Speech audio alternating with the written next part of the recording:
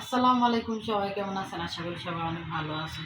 তো এখন আমি একটা ভিডিও দেখার পরে স্ক্রিনশট দিয়ে উপরের দিকে আমি ছবিটা দিচ্ছি, আপনারা সবাই দেখবেন।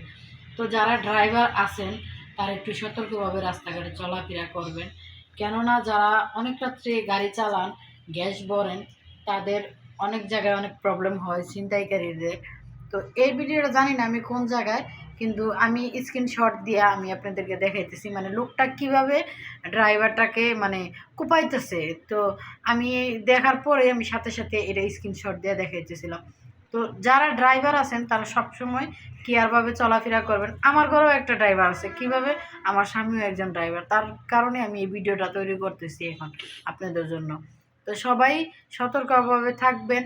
আর যারা এই রাস্তাঘাটে থাকেন না কেন, মানে হঠাৎ করে অচেনা লোকজন দেখলে কেউ গাড়ি থামাইবেন না, বা কেউ কিছু দিলে কোনো সময় খাবার খাবেন না। আমরা অনেক সময় রাত্রে বাড়িতে যাই, আমরাও যাই, আমি যাই, আমার বাপের বাড়ি অনেক দূরে, রাত্রে যাই। তো আমরা রাস্তাঘাটে যখন হঠাৎ করে গাড়ি থামায় তখন অনেক ভয় করে, কেননা রাত্রেবেলা অনেক ছিনতাইকারীরা আক্রমণ করে। তো এই ভিডিওটা দেখার পরে মানে আমার কলিজাতে মানে একটু কামড় দিয়ে উঠলো, কেননা কালকে রাত্রেও আমার জামাই বাসায় আসে নাই, সারাটা রাত গেছে, সে সকালে 10টা-11টার সময় বাসায় আসছে। তো সেই মানুষটাও রাস্তাঘাটে থাকে, অনেক ভয় করে আমারও, যখন যেদিনই টিপে যাক না কেন সারা রাতের জন্য, সেই রাত্রে কিন্তু আমার ঘুম হয় না। জানি না কার কীরকম লাগে, কিন্তু আমার কাছে খুব খারাপ লাগে। যতক্ষণ বাসায় না আসুক ততক্ষণ আমার শান্তি নেই। হয়তোবা আমার স্বামী এই ভিডিওটা দেখার পরে অন্য কিছু ভাববো যে আমি তার নামে এটা বলতেছি, কিন্তু বাসার ভিতরে ঝগড়া করি, তারপরও শান্তি লাগে মনের ভিতরে।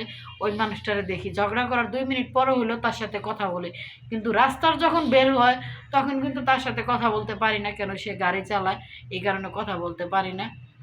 যাই হোক, আমার এই কথাগুলো দয়া করে সবার কাছে অনুরোধ করতেছি, সবাই সাবধানে চলাফেরা করবেন। আর শীতের দিন রাত্রে কিন্তু রাস্তাঘাটে এতটা দেখা যায় না, অনেক কুয়াশা থাকে।